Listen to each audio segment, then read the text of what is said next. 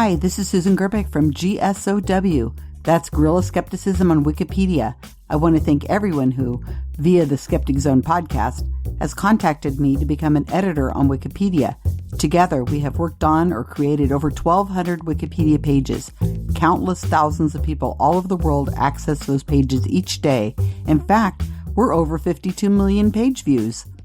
Like many listeners, I also give back to the Skeptic Zone via monthly micropayments, and I want to encourage you to do the same. Is the information and entertainment you get each week from the show worth $5 or $10 a month? I sure think it is. Follow the link at skepticzone.tv and show your practical support. Thank you.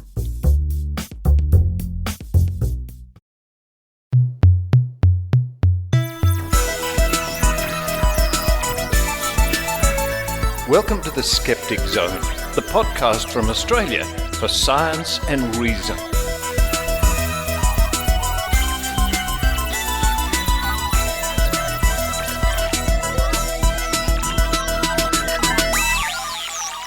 Yes, it's the Skeptic Zone podcast, episode number 593 for the 23rd of February, 2020. Richard Saunders coming to you from Sydney, Australia.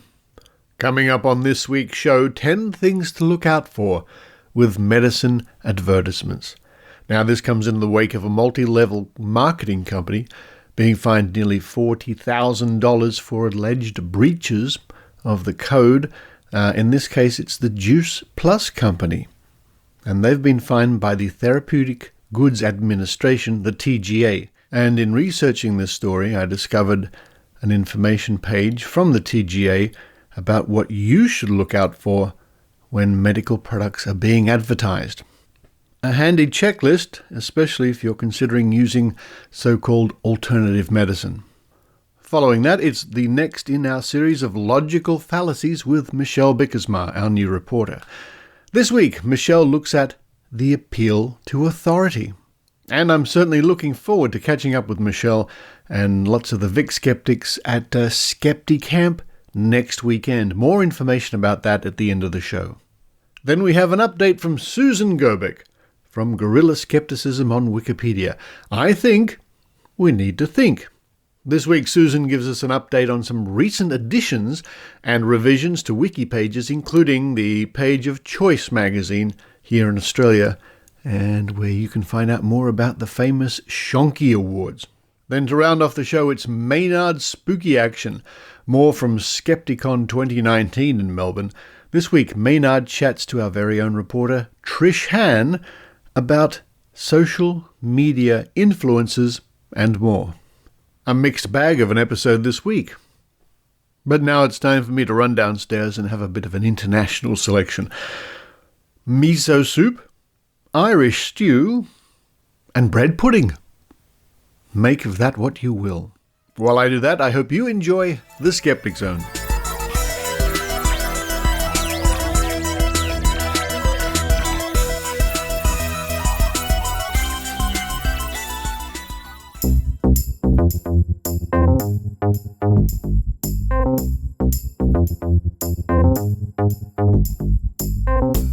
Here's a story that was brought to my attention by Heidi Robertson, our very own Heidi Robertson, the raw skeptic. Multi-level marketing company fined $37,800 for alleged advertising breaches. Now, this is apt, I think, because only a couple of weeks ago on the Skeptic Zone we ran a segment where I recommended people listen to the Dream podcast. Series 1 is all about multi-level marketing, and Series 2 is all about the wellness industry, and I'm still enjoying episodes of that podcast. This information comes to us from the Australian Government, the Department of Health, Therapeutic Goods Administration website, and it is in their media releases and statements, dated the 18th of February 2020. The Juice Plus Company Australia Proprietary Limited has paid penalties of $37,800 after the Therapeutic Goods Administration, TGA, issued 3 infringement notices for alleged advertising breaches relating to vitamin products. The TGA alleged the advertisements did not comply with the Therapeutic Goods advertising requirements. These related to promoting the products for a condition that is not permitted for this medicine and health professional endorsement of the products.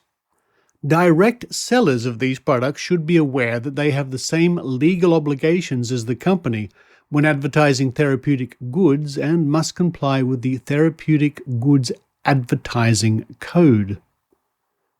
A general warning to consumers. Not only are there rules around which therapeutic goods, health products, can and cannot be advertised to the public in Australia, there are also rules against misleading claims referring to particular conditions without approval to do so, and endorsement of products by health professionals. Remember, no medicine is 100% safe and there are no miracle cures. Think carefully about the claims being made in an advertisement and do your homework.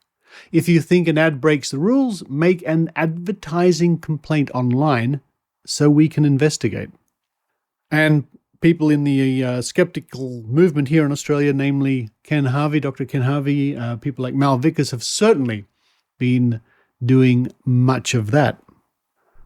But a quick search of Juice Plus online brings us to a website, directselling.org.au, Direct Selling Australia, and the information about Juice Plus, it's actually juice, the word plus and a little plus sign.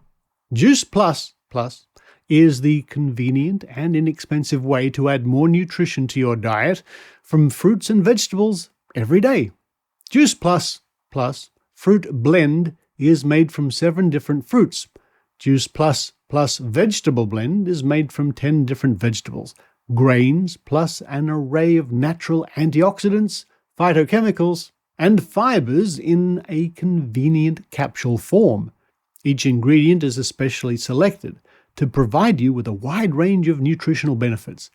We call it, quote, the next best thing to fruit and vegetables, end quote. We distribute our product through a network marketing model of business through our virtual franchisees based in Newcastle, New South Wales.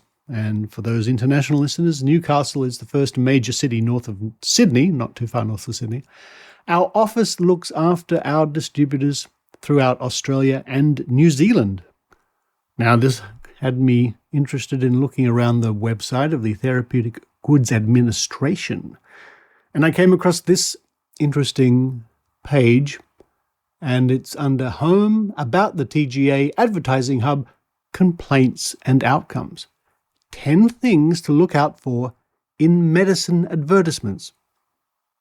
Australia has laws about what can and can't be shown in a medical advertisement, but you still need to be careful about the claims being made. Don't believe everything you read! ! Here are 10 things you should look out for in advertisements for medicines. 1. Advertisements for medicines must comply with Australian law. Ads must comply with the Therapeutic Goods Act 1989 and other legislation, including the Australian Consumer Law and state and territory laws. Advertising of medicines must be truthful and not misleading. I'm looking at you, homeopathy. 2. In Australia, products advertised as medicines must be regulated. Most medicines that are going to be sold in Australia must be included in the Australian Register of Therapeutic Goods. That's the ARTG.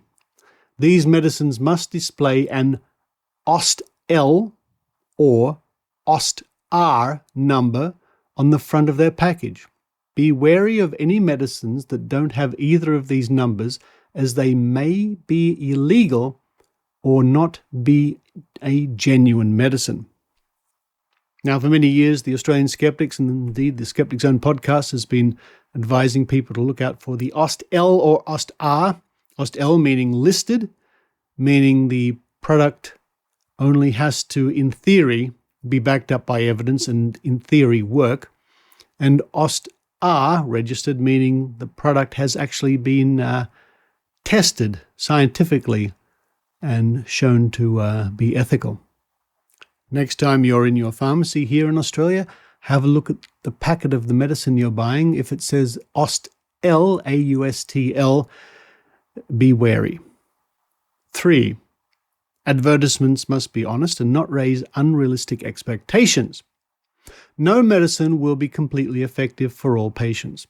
Ads cannot claim that a medicine is 100% effective, a miracle cure, or harmless and free of side effects. Remember, if it sounds too good to be true, it probably is. Hello, homeopathy, are you still there? Of course, this is one of the hallmarks of the claims made by homeopathy, that it is free from side effects. 4. Advertising must not cause fear, and the information must be in simple language. Advertisers must not take advantage of viewers' lack of knowledge, including by using complex scientific or medical jargon, or a fear about certain conditions. An ad can't say something to make you believe that your symptoms will get worse if you don't take the advertised medicine. 5. Celebrity or health professional endorsements. Endorsements of a medicine by a celebrity is allowed as long as the ad complies with all advertising rules. However, doctors, nurses, and other health professionals cannot appear in ads to promote medicines. And here in Australia, of course, we've seen plenty of celebrities promoting all sorts of health products. 6. Sponsorship does not mean endorsement. You may see products advertised with a statement saying that the product's owner will make a donation to a charity when you buy that medicine. This is legal, but it does not mean that the charity endorses the product. Fair enough. 7. Weight loss products are rarely effective on their own. Be careful of ads for weight loss products that are unlikely to work on their own. Advertisements for these products may refer to using the product in conjunction with a healthy diet and lifestyle. Talk to your doctor for advice about managing your weight.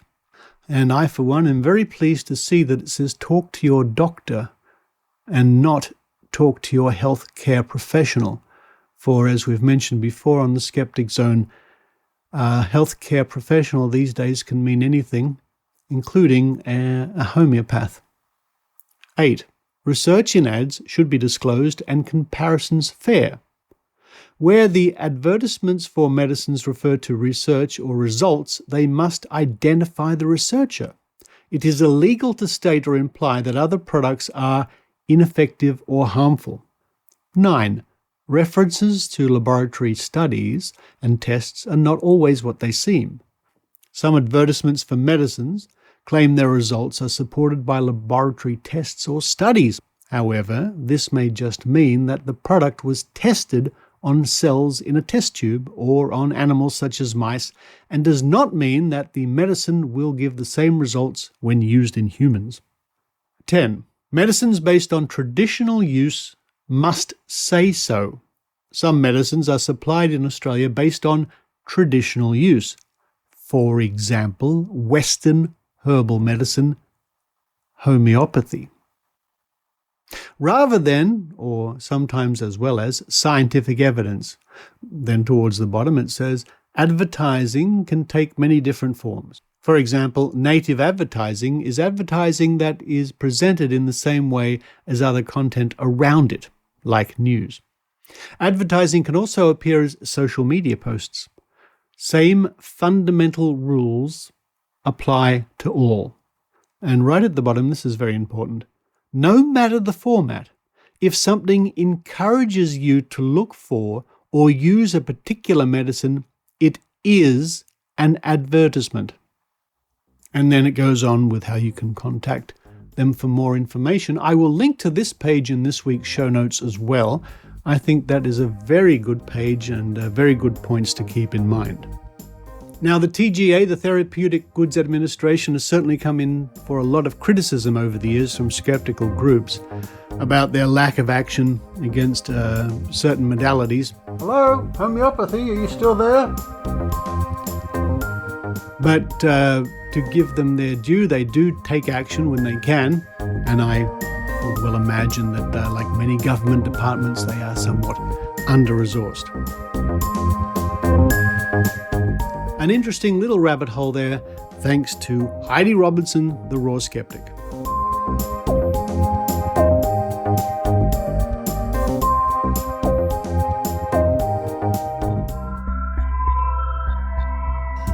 Hi, this is Dr. Pamela Gay from Astronomy Cast. Each week, Fraser Kane and I take our listeners on a fact-based journey through the cosmos.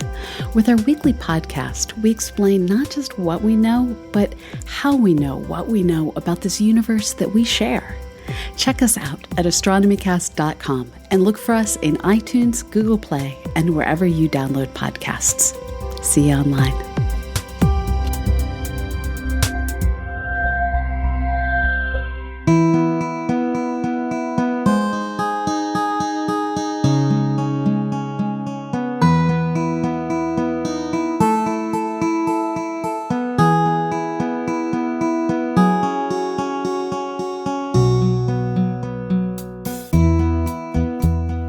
Logical fallacies. What are logical fallacies, and why is it important that critical thinkers should know about them? A logical fallacy is an error we can make in reasoning, but it usually crops up when we are discussing or arguing our point of view. Some people might even knowingly use them to try and score cheap points in an argument due to intellectual laziness. They are traps we can fall into, but if we know what to look out for, we can spot them when they occur and stop ourselves from using them. This week we'll look at the appeal to authority. The use of the perceived knowledge or expertise or even celebrity of someone or an institution to add weight to your argument or to justify your decisions. In science, there are no ultimate authorities. Now, what do I mean by this? No one, no matter how qualified they are in their special field of knowledge, is regarded as having all the answers and always being right. There may well be other experts in the same area of knowledge who disagree. Like the rest of us, even experts can make mistakes. As science is an ongoing process, no one could ever have the final answers in a field of knowledge or study. Also, someone who is regarded as an authority or expert in one area of knowledge, astronomy for example, may not be qualified to comment on climate science or geology, and so on. I know homeopathy works. It's based on energy frequencies. Even Albert Einstein knew this when he said, "Everything is energy, and that's all there is to it. Match the frequency of the reality you want, and you cannot help but get that reality. It can be no other way. This is not philosophy. This is physics." Poor old Einstein. His name has been used so many times over the decades to justify all sorts of claims. Not only did Einstein never say this classic fake quote, the quote itself makes no sense at all. It is just a bunch of science-sounding words mashed together in something we call a word salad. The important thing to remember is that invoking the name of Einstein or anyone else does not therefore mean your point is correct. I always eat mint ice biscuits in the evening. I know they're good, as world uphill skiing champion Mary Boyd endorses them. Or, I believe in the new age healing power of reconnected energy spirits. I mean, if it's good enough for movie star Elfrida Parks, it's good enough for me. Just because someone famous or someone you admire advertises or endorses a product or even an idea or philosophy, it doesn't mean that the product or idea is the right one for you or anyone else. Many people can be convinced of the amazing health benefits of something, only to find out later it was just a placebo. Of course it might be a fine product after all and really work, but try to judge it on its own merits.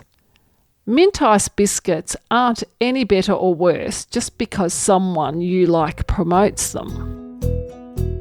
It's important to keep in mind that many times experts in their field are called experts because they have studied a subject over many years and often do indeed know what they are talking about. They have earned the right to be listened to, but in the end, even they can be wrong.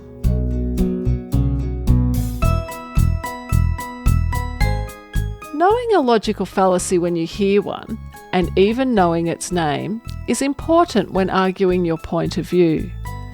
However, you may come across as arrogant and not get very far if you call it out by name to your opponent when you hear it being used. If your opponent calls you out for using one, it's time to stop and think about how you are making your case. Use your knowledge of logical fallacies wisely, and remember that even if your point of view is right and you know all the pitfalls in arguing your case, it doesn't always mean you'll win on the day. And as skeptics, we must also remember that we too can be wrong at times.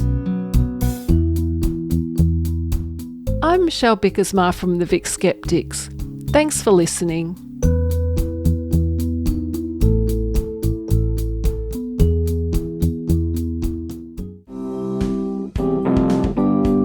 Hi, this is Heidi Robertson from the Northern Rivers Vaccination Supporters. We are a group of concerned citizens dedicated to promoting good science and common sense in our region, the far north coast of New South Wales. This area, famous for its natural beauty and relaxed lifestyle, also has the lowest rates of vaccination in Australia. We are out to change that by challenging the myths and misinformation and by providing good evidence-based information to the community. We'd love for you, no matter where you are in the world, to join our fight. Please visit our webpage at www.nrvs.info. We also have a link there to our Facebook page. Tweet us at NRVaxSupporters, that's VAX, and check us out on Wikipedia by searching for Northern Rivers Vaccination Supporters. Thank you.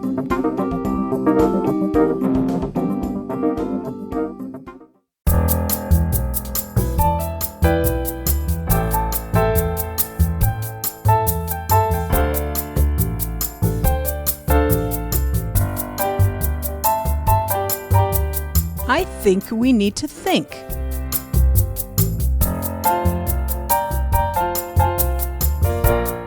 Here's Susan Gerbic.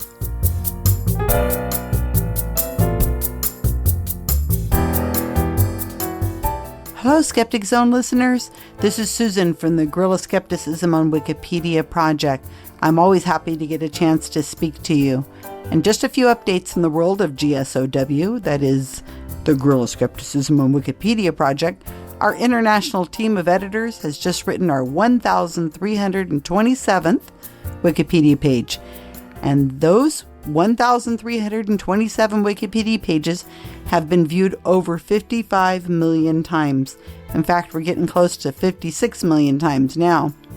Some recent pages we have been working on have been for Gwyneth Paltrow's Goop company and the Goop Lab, which is the new show out on Netflix. And we feel that that's really important to get great information out about Goop and Goop Lab. And we have written those Wikipedia pages in English, Afrikaans, Spanish, and French. And those Wikipedia pages are about nearing 150,000 page views. In Spanish, one page we've just recently written was Lectura el Caliente, which is hot reading. And that's a technique sometimes used by some psychic mediums where they have information on you before they do the reading, either from social media or maybe their sister told them all about you or some other kind of way that they know something about you, but appear that they don't know anything about you until they start speaking to the dead. In Portuguese, we've just written the Wikipedia pages for Venus in retrograde and Mercury in retrograde. Susie Wills just received a newly rewritten Wikipedia page, and Susie was the MC for the New Zealand Skeptics Conference I attended in December. She's a microbiologist and a science communicator. She specializes in infectious diseases and has been kept quite busy by the media lately explaining the coronavirus. Hopefully this will mean that the media will find her Wikipedia page and find all her different accolades and how awesome she is and use her more often whenever they're talking about infectious diseases and science communication. The Jeffrey Epstein conspiracy. Yes, there is a Jeffrey Epstein conspiracy apparently, and it has received a new Wikipedia page in Afrikaans. That is a language spoken in South Africa besides English. In fact, we have one editor who's written 110 Afrikaans Wikipedia pages on all kinds of areas pertaining to science, pseudoscience, and South African scientists. And that really makes me smile to know that students are reading well-written Wikipedia pages about science and pseudoscience in the language of Afrikaans. We recently wrote a Wikipedia page for the documentary We Believe in Dinosaurs, released by the science community. It was released in 2019, and it's about the controversy surrounding the construction of the Art Encounter Museum that's in Kentucky.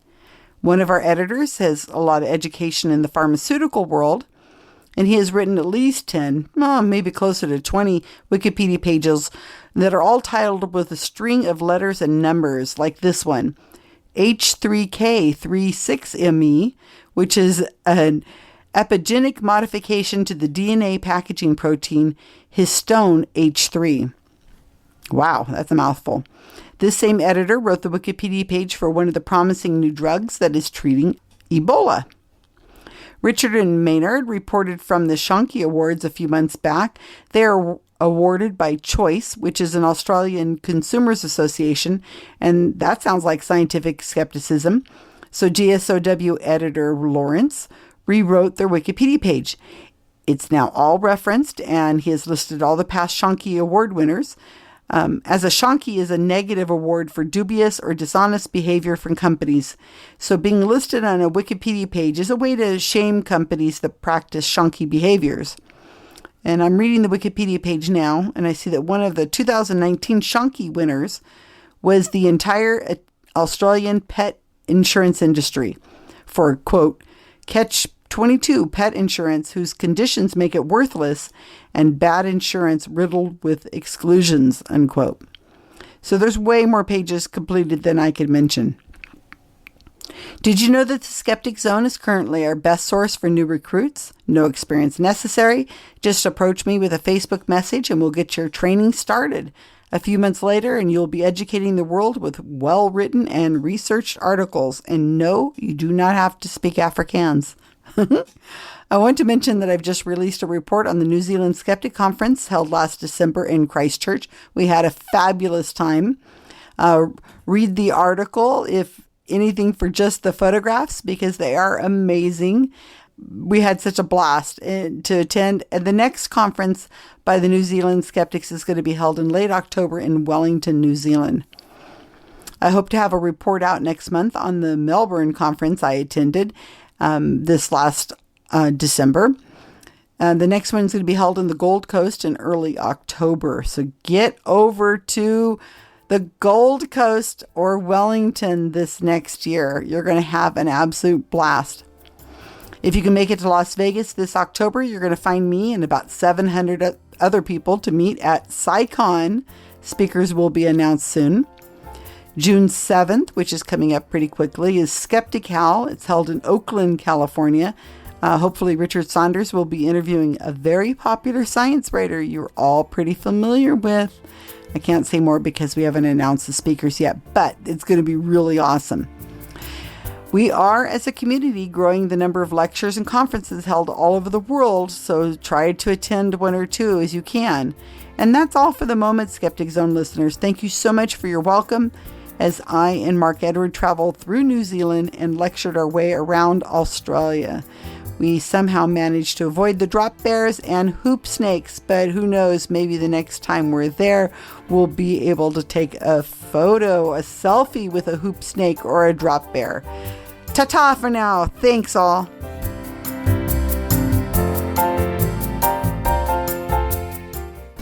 Are you looking for a science-based medical podcast to answer all your questions about health? Check out The Body of Evidence. Whether you're curious about the potential benefits of omega-3s or the potential risks of vaping, we take a look at the body of evidence to separate the noise, the hype, the lies from actual scientific rigor.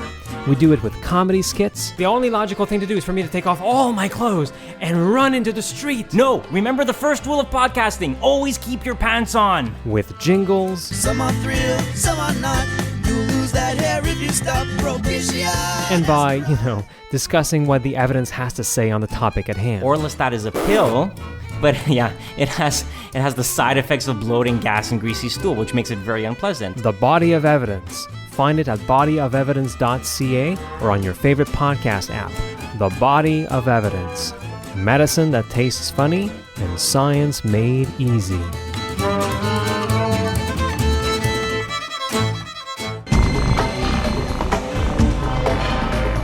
Here's Maynard's spooky action at a distance.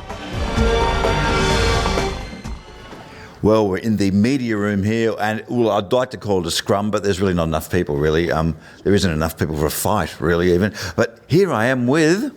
Trish Hann from the Skeptic Zone. Yes, and you're away from your radiographic actions over this weekend. I am indeed. I'm on holiday. Actually, do you have a slightly higher residual background radiation personally than the normal person on the street, because that's what you do for a living? I bloody hope not. Yeah, okay. You'd certainly know about it there.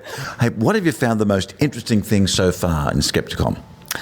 Oh, I don't know, actually, because there's been so many, such a variety of topics that I've actually enjoyed quite a few of them, which is really nice. I really loved Lee Murray's talk just now.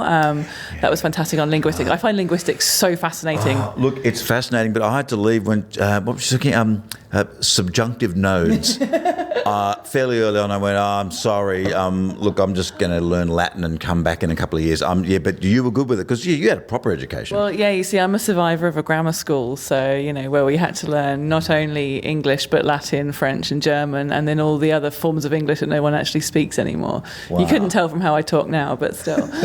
Right, so you got some of those in-jokes down there. Maybe not. Look, I was just reading from her online there. She was saying if you can understand someone's grammar well enough to correct it, you probably shouldn't. Now, do you think that's a good rule? I absolutely agree. I agree so much I tweeted it. Oh, right. Cool. Yes, very true indeed. What about the dinner last night? There was a lot of magic in the air.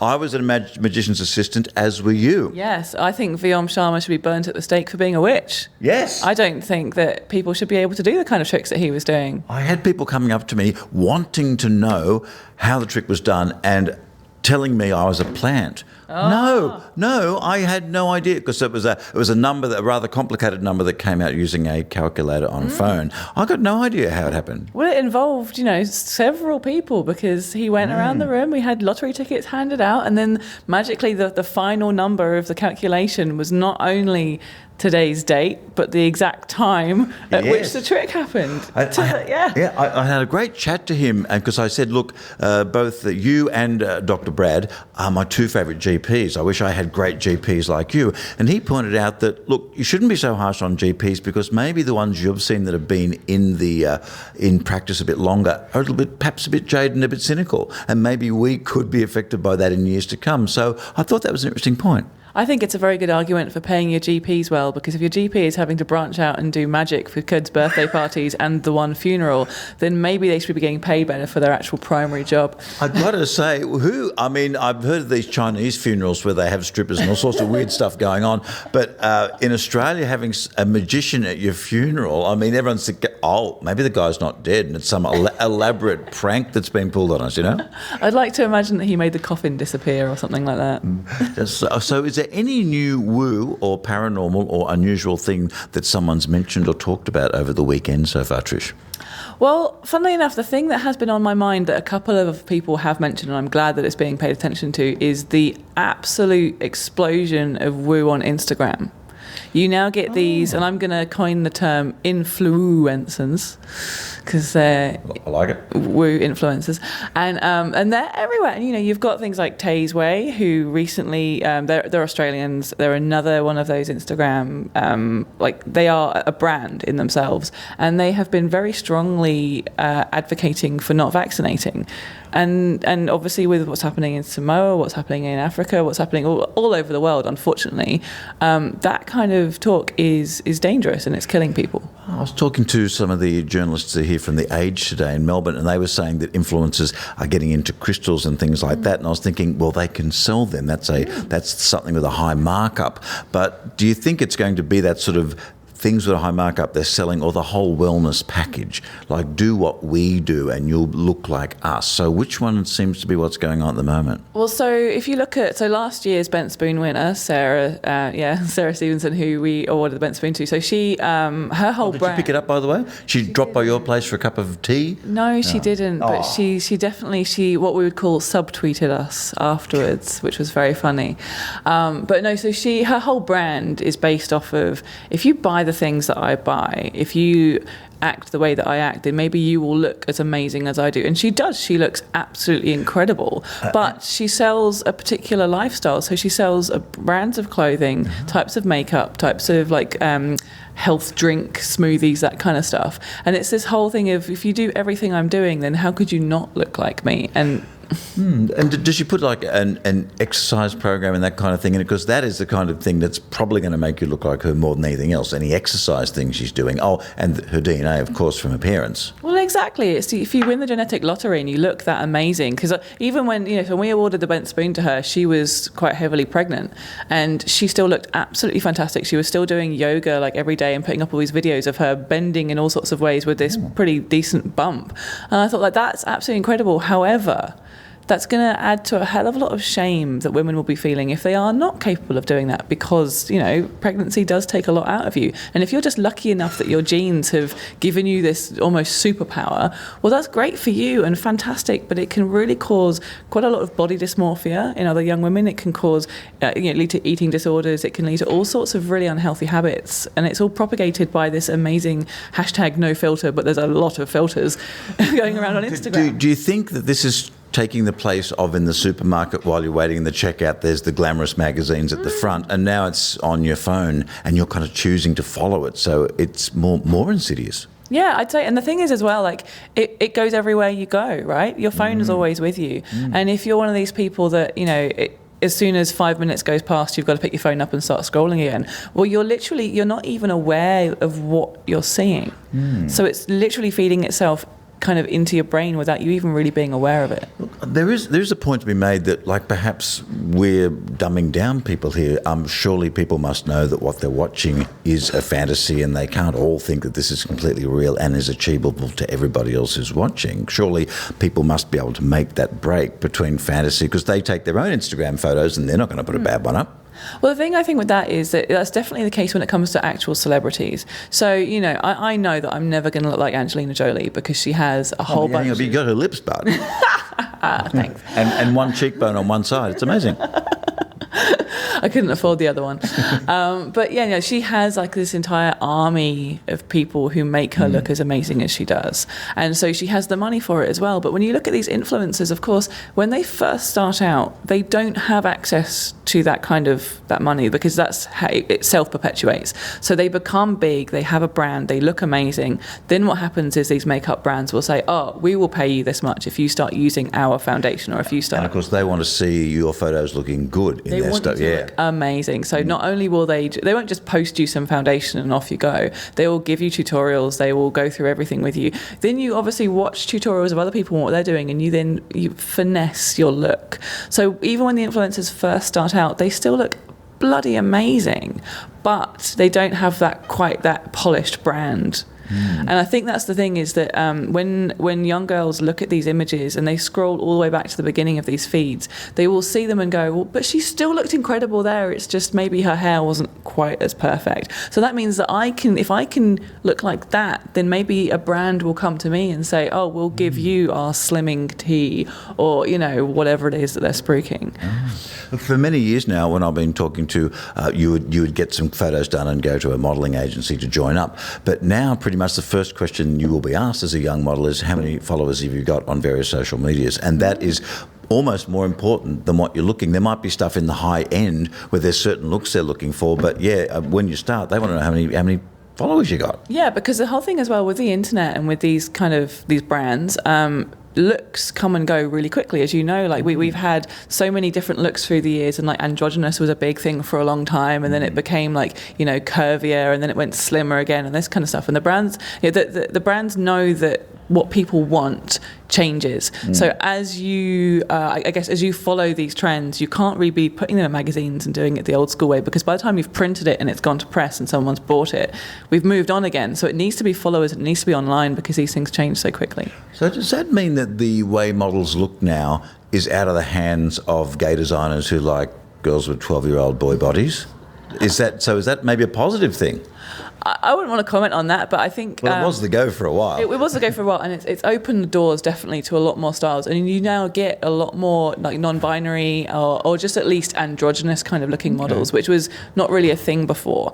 And it's nice to see as well that they're kind of... You do get these Instagram accounts that are embracing body positivity. However, body positivity has its own issues as well, because, you need to have that sense of, are we being healthy in the way that we're looking at our bodies? Yes, because it's proud to be bigger, but then sometimes that can have health issues as being too small can be. Yeah, exactly. And also, like, it's not just about being bigger, it's just about having a different body to the perfect type. So like I had a patient a little while back she was 14, I think, and she was way taller than me, and I'm pretty tall. So I think she was approaching 2 meters, and she had her shoulders hunched and she was like trying to be smaller. And I made a comment about how I was like, wow, I said, you are so tall, that's amazing. And she was mortified because I guess she'd had it in her head, like maybe she'd been bullied for it, that kind of thing. And I always think like it's such a shame, because you should be positive with what you've got. Yes, I have noticed that when I've gone out with tall women, they do have a natural thing to hunch a bit because they don't want to tower over the guys for some reason. And whether that's subconscious or whether someone's actually bullied them about that in school, it's hard to know. Yeah, completely. And it's not just like a passing comment can have a lot of damage. And if you are at school, we know teenagers are evil, right? Kids generally are pretty evil to each other. And often, sure, they make a big deal about men being horrible to women, but women are pretty horrible to women in the school environment as well. Humans are just generally horrible to each other. Yeah, we're pretty bad. I mean, look, cats, humans can be as bad as cats sometimes, We've got claws, definitely. Yes, that's true. Yeah. Also, it's a very interesting thing that's being opened up. So do you think there's any what's the solution for it? I mean, obviously a bit of critical thinking is, but that's not really big on Instagram. It's not. I think that, you know what, the main thing that would really help in these scenarios is, where is your money coming from? So who is sponsoring you? Statement of, Yeah, like that kind of sponsorship pecuniary thing. interest. Exactly. Because I think if you can scroll back and look at someone's feed and see before they were big and see how they looked then and use that as your benchmark, then fine, whatever.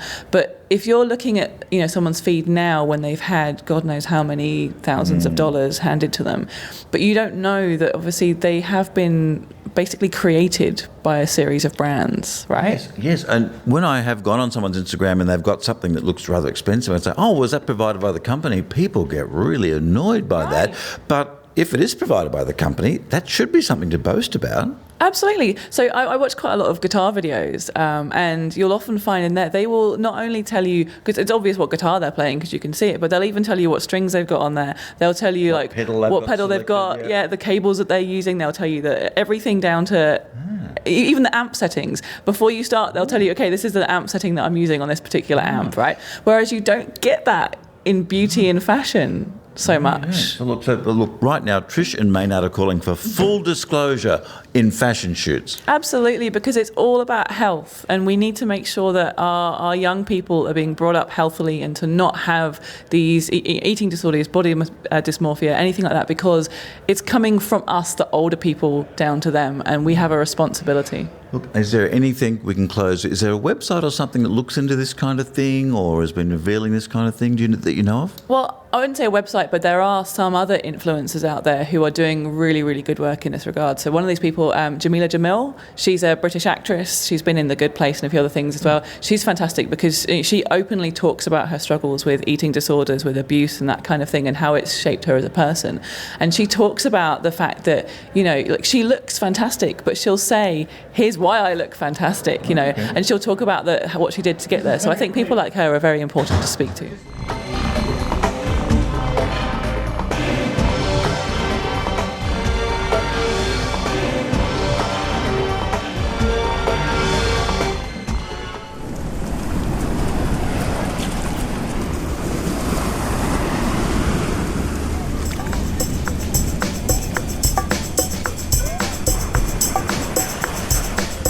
Surf Coast Summer Skepticamp is Australia's longest running Skepticamp, and in 2020 we're celebrating our 8th year.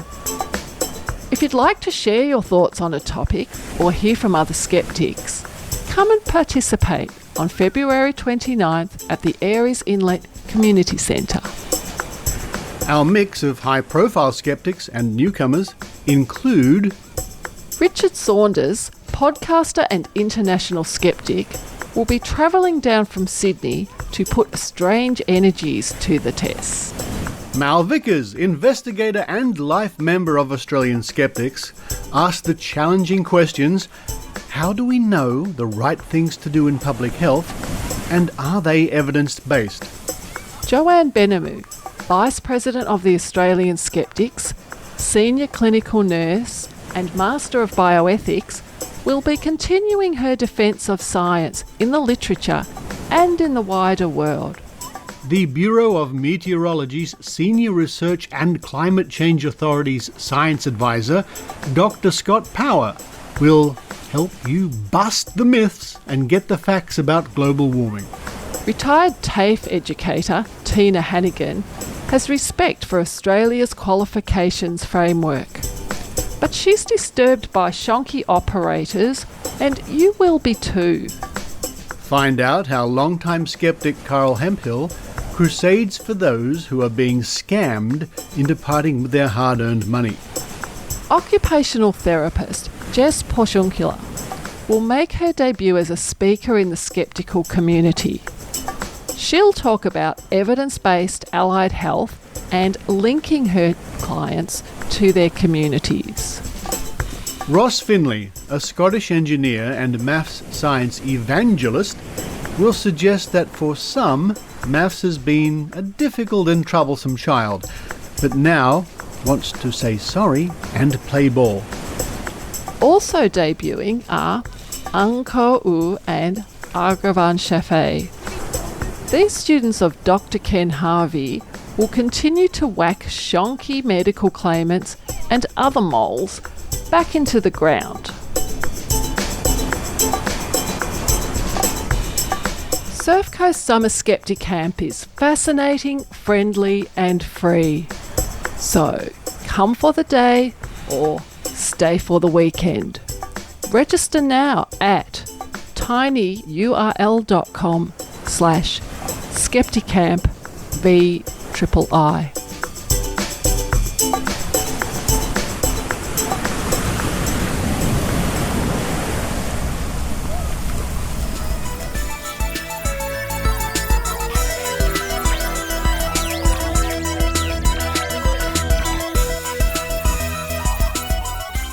Thank you for listening to the Skeptic Zone. Now, when I was at Skepticon 2019, not that long ago, I worked with Adam Ford, who was doing some of the audio-video work there, and during the course of the convention, he took time out to interview me.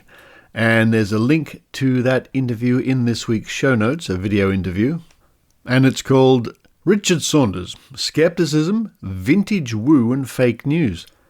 Now, I hope I'm the first one who's come up with this term vintage woo when talking about ghosts and UFOs and Bigfoot and things like that. And I admit the term is inspired by a YouTube channel I follow called Vintage Space, which is very entertaining. There you go, vintage woo. Anyway, if you head to this week's show notes and click on the link to YouTube, you can see that interview for yourself. Coming up on next week's show, I hope to bring you interviews from Surf Coast Summer Skepticamp 8. I'm packing my bags and I'll be spending a couple of days in Melbourne with my good friend Dr. Steve Roberts, long-time skeptic and UFO expert. Then heading off to Airlie's Inlet to take part in the Skepticamp, I'll be talking about strange energies. The strange energies the Australian skeptics have encountered, or should I say the claims of strange energies Australian skeptics have encountered. And everybody there will get to put to the test the premium wine card. This is a credit card sized metallic card that you, and I kid you not, you rub on the side of a glass, a tumbler, a wine glass or any other glass, and improve the taste of the liquid inside. Sounds too good to be true? We'll be testing that at Skepticamp. Links in this week's show notes. Lots of other great speakers as well, as you would have heard in this week's episode of the Skeptic Zone. And I'm sure we're going to have a fabulous time. If you are coming to Skepticamp, please come up and say hello. I believe there will be a little table set aside for me to do some work during the Skepticamp, probably editing the show. And I'll have some of my origami on display as well. And that origami, which is in the form of flying Pegasus earrings and dinosaurs and elephants and things like that, that all helps me to keep the Skeptic Zone going, as well as, of course, your generous support via Patreon or PayPal at skepticzone.tv. And thank you to those people who do regularly send me money via micropayments, and those people who have signed up with Patreon. Thank you very much. And if you've ever thought to yourself, maybe I should support the Skeptic Zone, that's a good thought. Believe me, that's a very good thought, and I hope you would consider doing that. And of course, Airlie's Inlet and the surrounding area is a famous tourist destination, good for long walks, I hear, especially along the beach. Looking forward to that. But for this week, this is Richard Saunders signing off from Sydney, Australia. You've been listening to the Skeptic Zone podcast. Please visit our website at www.skepticzone.tv for show notes, contacts, and to access the back catalogue of episodes going back to 2008. You can follow the Skeptic Zone podcast on Twitter at Skeptic Zone, visit our Facebook page, or leave a review on iTunes. You can also support the Skeptic Zone via Patreon or PayPal. The Skeptic Zone podcast is an independent production. The views and opinions expressed on the Skeptic Zone are not necessarily those of Australian skeptics or any other skeptical organisation.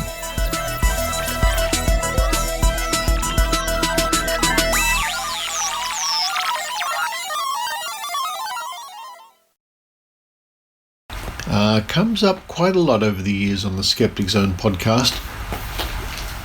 Pussycats, what are you doing? I'm trying to record a show. I know you're trying to help. What are you doing, hen? You want to help me with the show? Yeah? Or do you want to lie on the floor and scratch the carpet making noise? You want to scratch? There you are.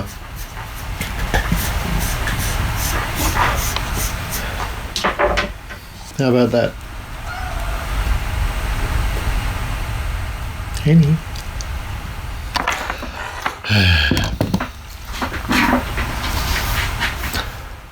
This story comes to us